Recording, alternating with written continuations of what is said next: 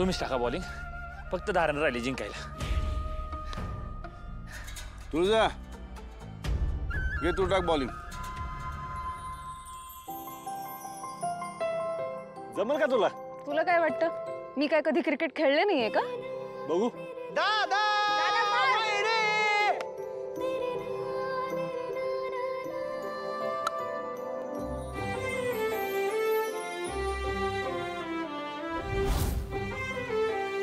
आता याची विकेट तर मीच घेणार.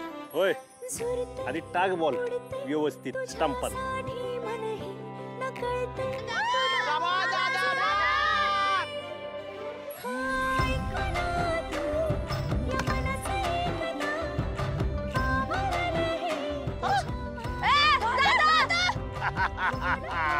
नाही, आउट नाही. तिनं चिटिंग केली. तिनं काय चिटिंग आहे? सांग ना, सांग काय चिटिंग आहे? अगं तू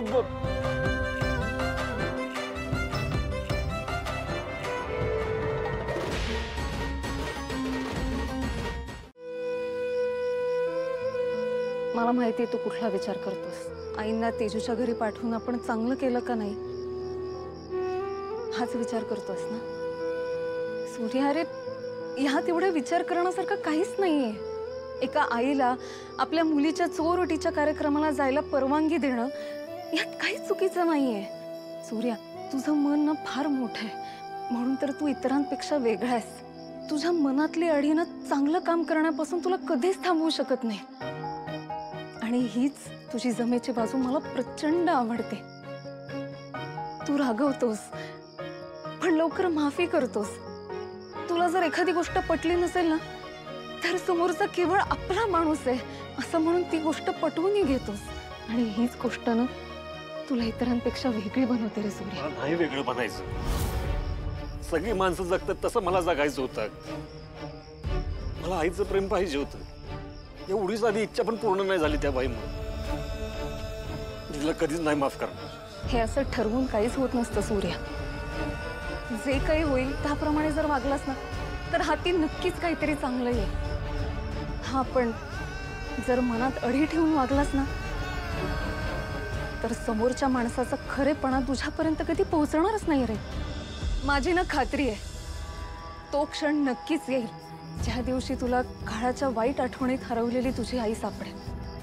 कुणास ठाऊक, असं वागण्यामागे त्यांची काही वेगळी कारणं असतील आणि ती तुला कळल्यावर तू त्यांना माफ करशील, स्वीकारशील त्यांना. सूर्या, माझ्या शब्दांवर विश्वास ठेवून तू आईंना परत घरात आणलंस, त्यासाठी खरंच थँक्यू. ते काय खोटं सांगतात का? आता काय रडून फायदा आहे? सूर्या, तू पण ना. भागू गंमत करतात का?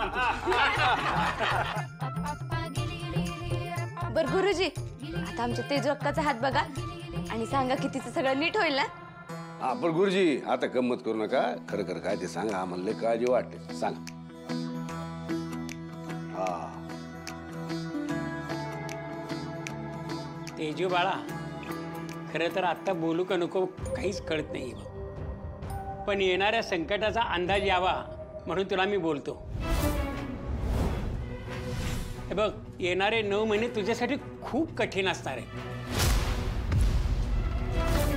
तुला स्वतःची खूप म्हणजे खूपच काळजी घ्यावी लागणार आहे.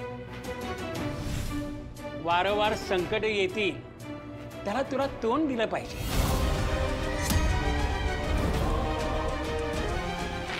गुरुजी कसलं संकट? आमच्या नातवाला तर काय होणार नाही ना? हे बघा, काळजाच्या पोटामध्ये शिरून मला असं काहीही सांगता येणार नाही.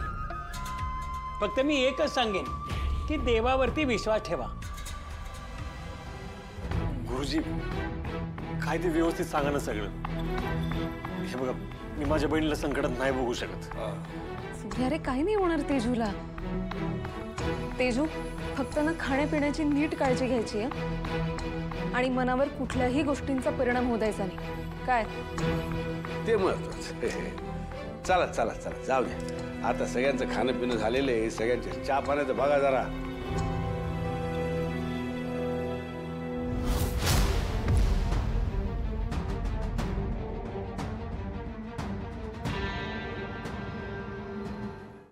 वहिनी थांब. पाशी जाऊ नको ग. अगं सूर्या जे काय बोलला ते तेजूच्या काळजीनं बोलला असेल की नाही. त्याचं बोलणं एवढं नको मनावर घेऊ. आधी जे काही झालं त्यात माझी काय बी चूक नाही, पण मीही कसं पटवून देऊ हेच कळणं झालंय मला. अगं मी निर्दोष आहे, माझ्याकडे काय बी पुरावा नाही. अगं आईच्या मायेला पुराव्याची गरज नसते वहिनी. तशीच काहीतरी परिस्थिती असल्याशिवाय कुठली बाई आपल्या लेकरांना शिवाऱ्यावर सोडून निघून जाईल सांग की. कुठल्या बाईला आपला भरला संसार मोडून निघून जावंसं वाटेल. पण हे माझ्या लेकरांना कळणं झालंय. शालन लय त्रास होतो. आता तर सूर्याचं बोलणं ऐकून असं वाटत होतं जागेवरच मरण यायला. वहिनी असं काहीतरी नको बोलू. शालन, माझी तेजू 2 जीवाची आहे. मी तिला आईच्या मायेनं नाही वाढवू शकले, पण तू तिला आईच्या मायेनं माझी जागा तू घेशील ना.